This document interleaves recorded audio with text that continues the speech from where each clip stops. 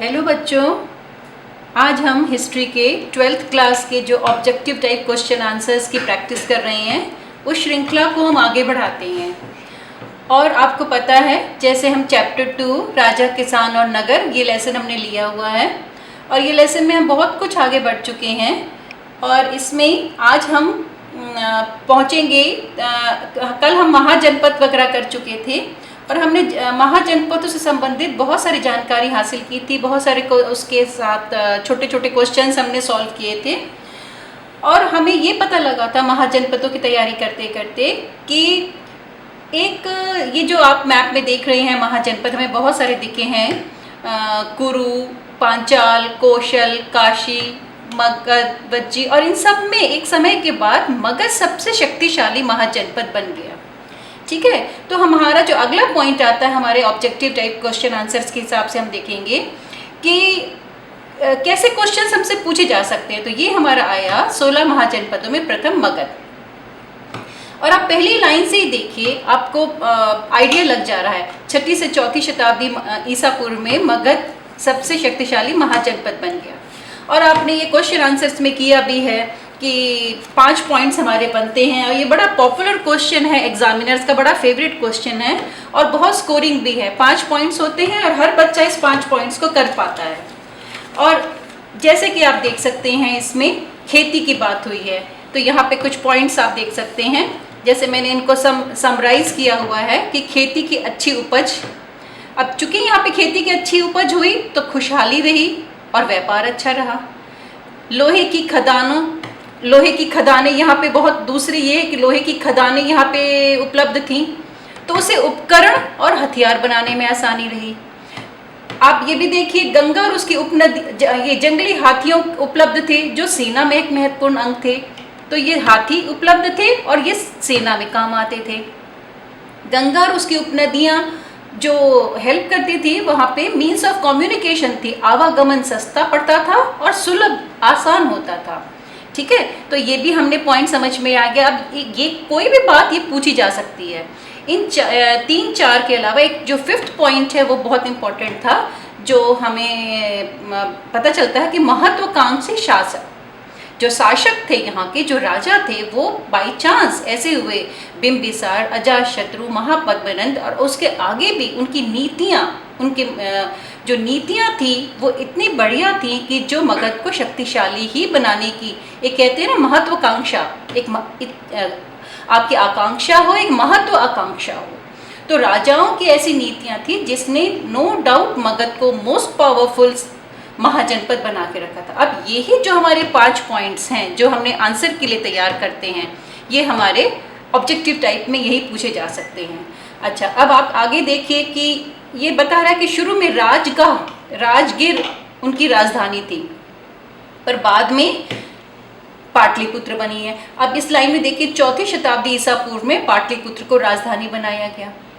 ठीक है, क्योंकि ये कहा गया कि गंगा के रास्ते आवागमन के मार्ग पर ये इसकी जो पोजीशन थी उसकी वो ज़्यादा अच्छे थे, स्ट्रेटेजिकली भी और उसके हिसाब से भी। अब आप कुछ क्वेश्चंस नोट कर सकते हैं इसी में, जो हमने पढ़ा है अभी।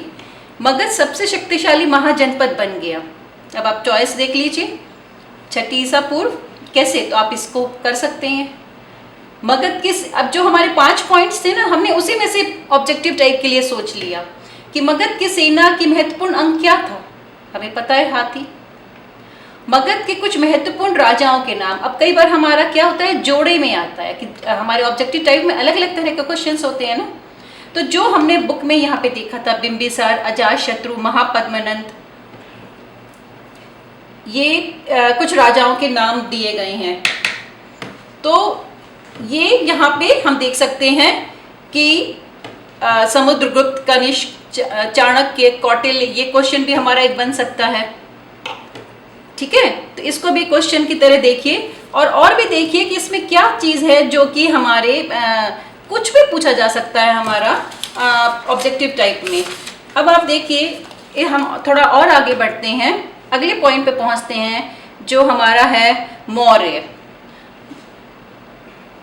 एक आरंभिक साम्राज्य मौर्य। अब चलिए पहले पैराग्राफ को ही उठाइए। पहला पैराग्राफ ही हमारे ऑब्जेक्टिव के हिसाब से बहुत बढ़िया है। अब ये आपको साफ बता दे रहा है कि संस्थापक कौन था, चंद्रगुप्त मौर्य। टाइम बता दिया, कब उसने स्टार्ट किया मौर्य साम्राज्य को, 321 ईसा पूर्व में। अच्छा, हमें ये पता है कि राजधानी तो पाटलिपुत्र थी। पाटलिपुत्र नक्शे पे आप इसको पहचान ही रहे हैं, एक बार और दोबारा पहचान लीजिए पाटलिपुत्र की पोजीशन कहाँ पे है। मैं बार बार आपको नक्शा इसलिए दिखाती रहती हूँ कि आपको नक्शे की ये देखिए पाटलिपुत्र, जो आज का हमारा मॉडर्न बिहार में जो पटना शहर है, ठीक है। तो पाटलिपुत्र आप पहुँचे हुए, उनकी राजधानी थी।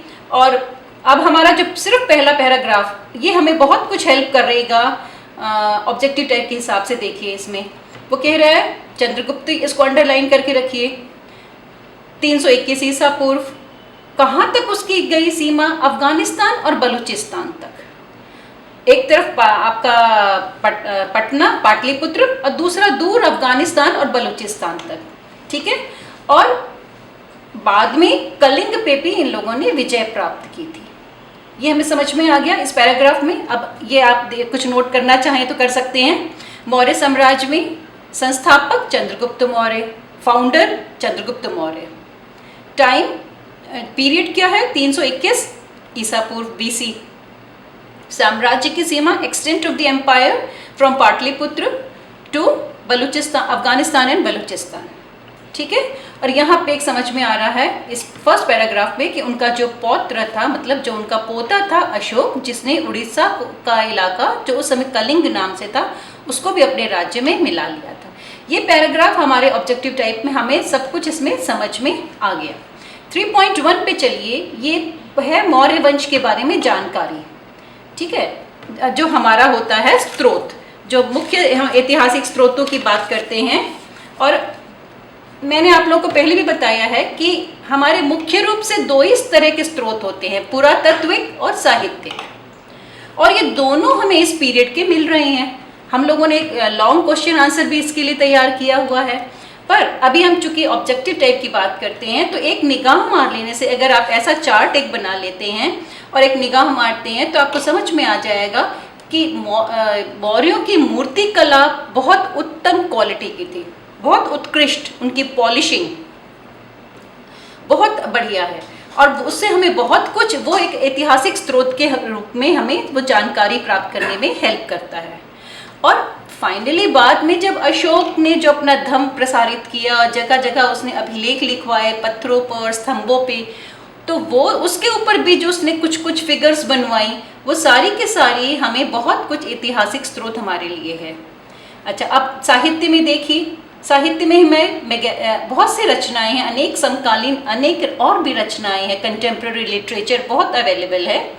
मेगास्थनीस जो एक यूनानी राजपूत था, अब मेगास्थनीस का एक यूनानी राजपूत, ये शब्द हमारे ऑब्जेक्टिव टाइप में आ सकता है। कौन था मेगास्थनीस? यूनान से आया हुआ एक राजदूत था जो चंद्रगुप्त मौर्य के दरबार में रहता था। फिर बात हो रही है यहाँ पे अर्थशास्त्र नाम की बुक की। अर्थशास्त्र जो किसने लिखी थी? चाणक्य ने लिखी है, पर वो उसका अपना उसने जो सिडो नेम रखा हुआ था वो कौटिल्य रखा हुआ था। जो अर्थशास्त्र किताब लिखी हुई है कौटिल्य नाम से। फिर हमें जैन और बौद्ध साहित्य, पौराणिक ग्रंथ और संस्कृत वाङ्मय, इन सब के बारे में देखिए आपको यहाँ पे मिल रहा है। बौद्ध, पौराणिक ग्रंथ, संस्कृत वाङ्मय, इस तरह से अगर हम चार्ट बना लेंगे तो हमें एक आइडिया रहेगा, आंसर भी याद रहता है और ऑब्जेक्टिव टाइप में कोई कंफ्यूजन नहीं होता। हमें पता है मेगास्थनीस, इसलिए जो बुक लिखी थी उसका नाम था इंडिका, ठीक है। कौटिल्य ने अर्थशास्त्र लिखी है और हमारे पास ये मटेरियल है, साहित्यिक मटेरियल और पुरातात्विक मटेरियल हमारे पास ये है।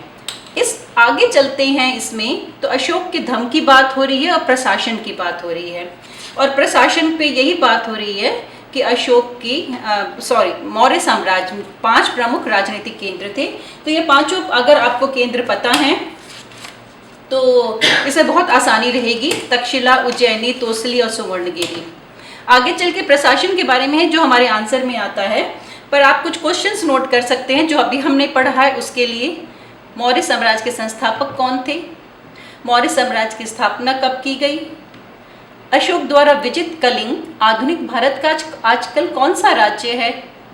आप इसमें से मार्क कर सकते हैं उड़ीसा। अर्थशास्त्र कि लेखक कौन थे, ये जो पुस्तक है, ये बुक है, इसके लेखक कौन थे। तो हमने अभी देखा चाणक्य।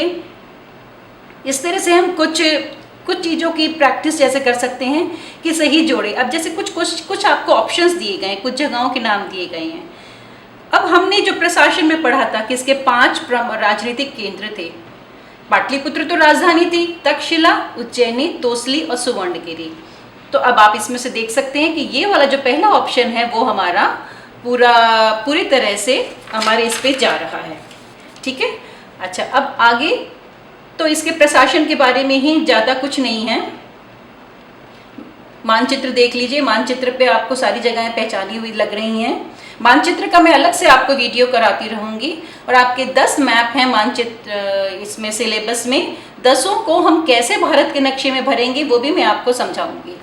अशोक के धम्म के बारे में यहाँ पे बताया गया है। आगे हम आगे बढ़ते जा रहे हैं।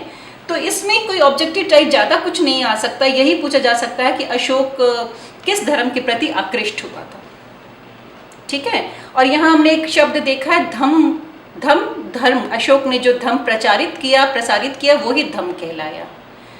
अच्छा, अशोक के प्रचार के लिए उसने धम्म महामात्र, ये असल में क्या है, धर्म महामात्र शब्द का जो पाली में जो रूपांतरण हो गया है धम्म महामात्र। ये कौन लोग थे, तो ये कौन थे, धर्म के प्रचार के लिए। अब आपका ऑब्जेक्टिव टाइप में 1 वर्ड आंसर भी हो सकता है, एक लाइन एक्सप्लेनेशन भी हो सकती है, fill in the blanks type में, मैच में आपका इस तरह से ट्रू एंड फॉल्स इस तरह से हो सकते हैं।